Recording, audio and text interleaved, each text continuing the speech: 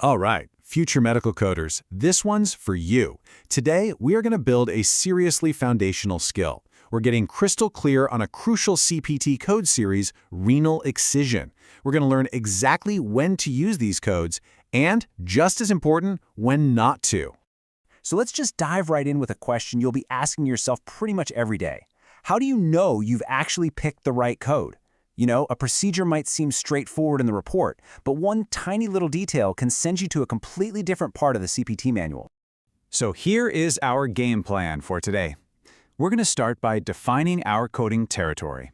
Then, we'll nail down the core rule for being in that territory.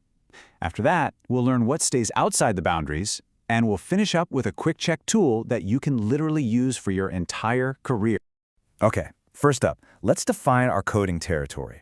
I want you to think of the CPT manual like it's this giant map, right?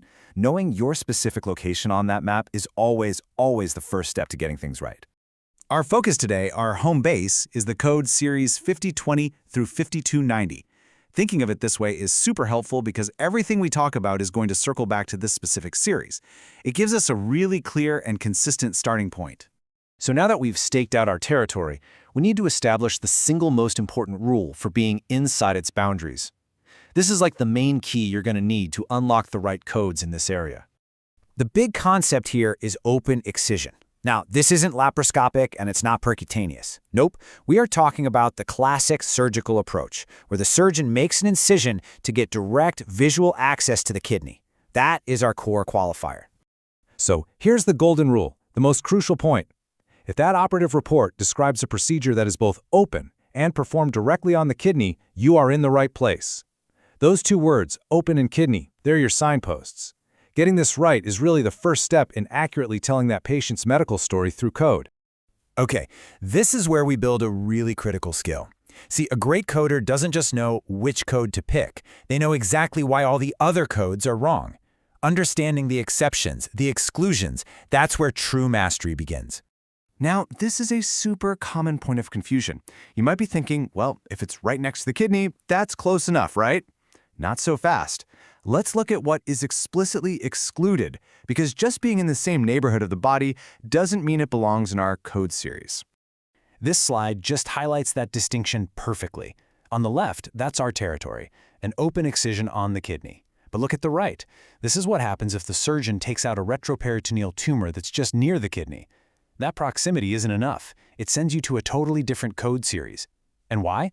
Well, because this distinction really impacts the data we collect on kidney-specific diseases versus conditions of the tissues surrounding it. And here's another key boundary, the surgical approach itself. Remember, our series is exclusively for open procedures.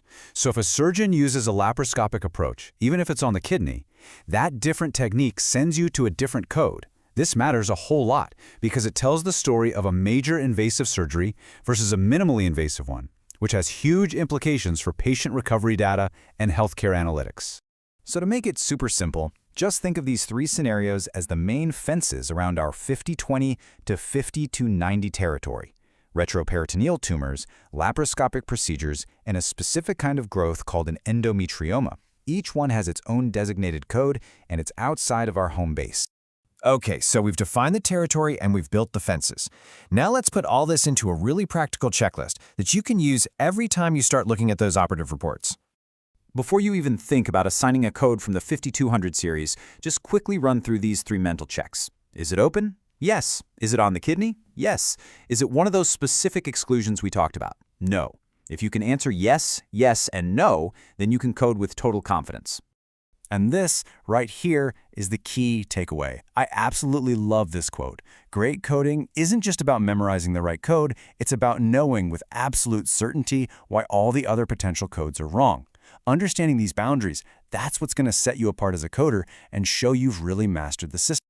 You know, this whole framework we just used, defining a territory, setting its core rule, and then mapping the boundaries, it's an incredibly powerful tool. You can apply this exact same logic to any code set you run into as you keep building your expertise. So what are you going to tackle next?